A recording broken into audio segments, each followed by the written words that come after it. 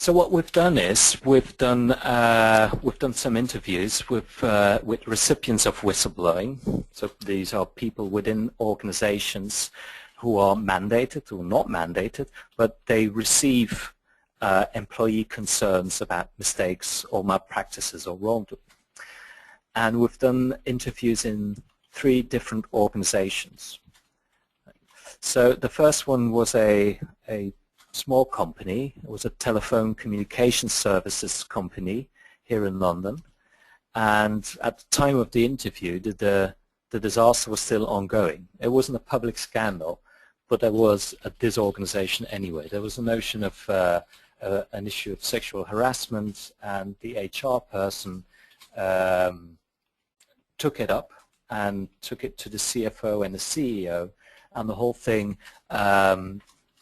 just exploded into a huge conflict with the board throwing out the CEO, and so the CEO was now temporarily leading the organization. And at that point, it really was a disorganization, because they were talking about, well, we will have to shift people around. We will have to reorganize the way our offices look. We will need to devise new policies. So that organization was really trying to reinvent the story of their organization. They went through culture shock, and they were still grasping with, how are we going to get out of this? How are we going to reorganize ourselves? And we noticed that at that time there was a lot of openness for both critique on other issues as well, because the board then said, well, now we want to hear all the other things that are going wrong.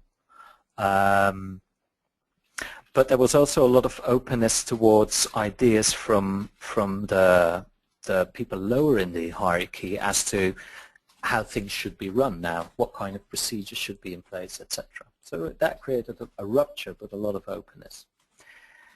And the second case is a well-known company, and I can mention it because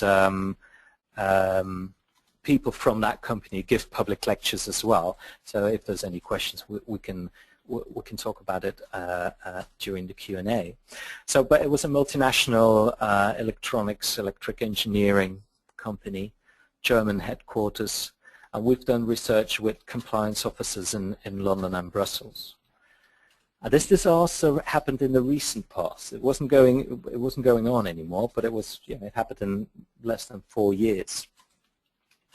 And they had actually devised a whole new compliance structure. So before that, the compliance function was only a part-time. So someone would do a different job, would be HR, and part of 2 days a week they would play a compliance officer.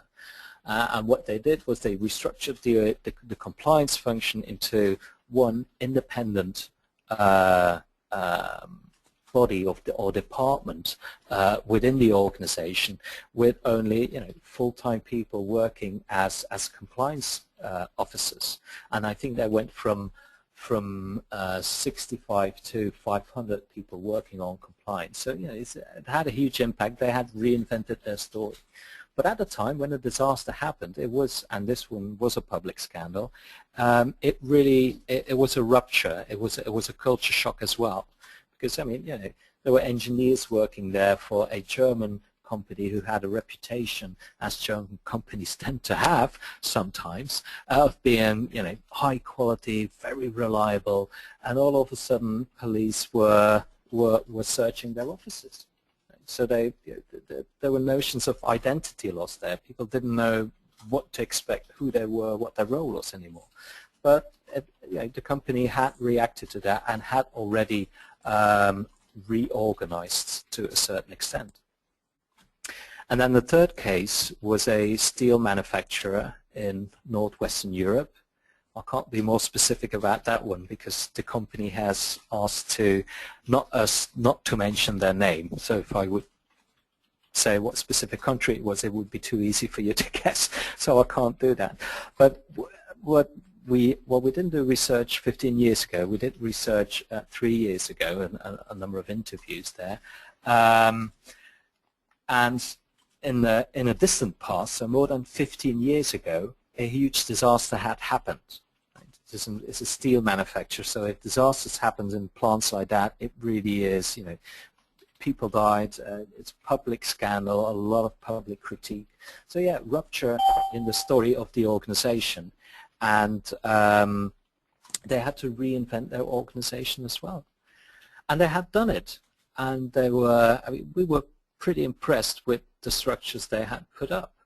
They would have a 2-weekly open session where management would meet the workers, and the workers could ask anything they want. And so there was loads of questions about holidays, about the biking to work scheme, about the new helmets, etc. Whatever. It's a lot of different topics were covered there. So we were kind of impressed with that. And the official story was that they had an open culture, and that seemed plausible. But then in one of the interviews, so one interviewee said, "Oh yeah, we're supposed to have this open culture, and we're supposed to be able to ask any question you want there." But that person had an issue and felt that he couldn't raise it there. Now, bear in mind, this was an operational issue. This had to do with things coming from another department where the department he was working in then needed to process that.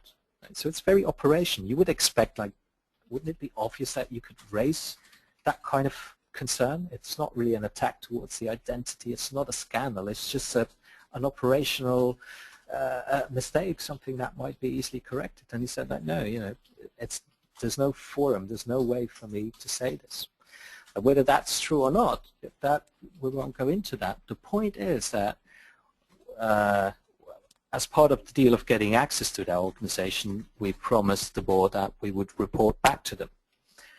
And so we presented our findings from these interviews. And when we mentioned this one example, we said, well, you have an open culture, and it seems like that. But we have, one of our interviewees said, felt that they could not ask any question they wanted. It was really funny because immediately the management said, that can't be true. Who is that person? Right? Obviously, we didn't say who it was, but that was telling for what was going wrong in that organization. They had the idea, part of their identity was that they had this open culture, that they were a very caring organization. And in their policies, they even talked about this openness being in their DNA of the organization. But with with one little example like this, and then we say, well, it's an operational issue. They say, oh yeah, well, it can't be. Everyone can say what they want. Who is that person? We want to know. You see, the parisias, the person who speaks truth, is immediately reduced within that organizational discourse. It can't be who is that person. So it's not about the issue. They didn't worry about someone saying that they couldn't raise this particular concern. It wasn't their first question, what was the concern about them? The first question was, who is that person? So that was stroking. But what we get from that is, and in our previous paper, we've built this model of courageous speaking and courageous hearing. And we're drawing some ideas from the interviews within the 3 cases we've done to, or what these findings suggest is that there is a time dimension here that we need to be adding to this model. Let me take you through this model first to explain what's going on, because it's more simple than it looks. So we start on the left-hand side of the page, and you've got courageous speaking. Let's suppose you've got someone who's a courageous speaker. So there's 2 possibilities there. Either there is a predetermined receptiveness. The organization has policies, and it says, you know, you can, if there's something wrong with the boiler, if there's something wrong with your helmet, whatever, yeah, you can say it. Right? They have devised some specific ears for specific problems in a very detailed way. Right? And if it's courageous speaking, it's not going to be heard, right? Because this predetermined receptiveness is within Foucault's power-knowledge bond. It's within the organizational discourse. It cannot hear, the tool is not right to hear anything that uses language or categories that are outside of that predetermined receptiveness. So when there's courageous speaking, there's going to be predetermined receptiveness. If it's picked up at all, there's going to be a planned response, again, planned within that organizational story, that organizational discourse. And so all you're going to get is a continuation of the organization. And so if things are going wrong in the organization, but there's no specific ears for that kind of problem, or if there is, there's a planned response, as if you can foresee anything that could go wrong. So you're going to continue with the way that you're going. And you're going to get an escalation of commitment. Right? You're going to get an escalation of throwing good money after bad money, or the mistake is, it's going to go on. You're not going to get a change. The other option when there's courageous speaking is that there is someone who has the courage to hear that truth. Right? There is someone who's willing to put ears outside of the official ears within that organization discourse. So they will hear that frank truth. There's two possibilities then. The hearer might then lack courage, and if that's the case, the organization is going to continue in the way that it's going, making the mistakes or not correcting the malpractice or the wrongdoing. On the other hand, if frank truth is heard and the hearer has courage, they will become a speaker. And then it's that whole chain of speaker, hearer, who becomes a speaker and a hearer. Right? So if there's no weak link there, then there is that frank truth is going to be picked up, and you're going to get a disorganization. You're going to get a rupture.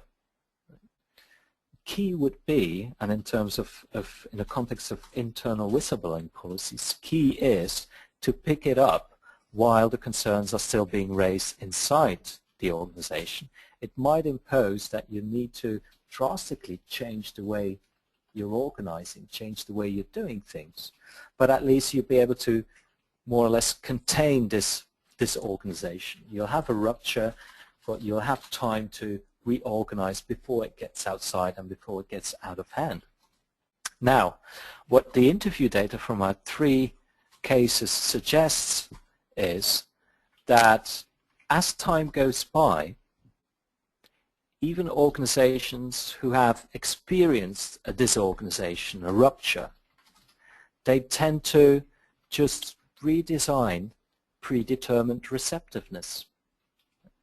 So they have not learned that their previous receptiveness was too limited. What happened was that, well, frank truth was being heard, it led to a crisis, and they have not developed ways to keep that receptiveness open enough.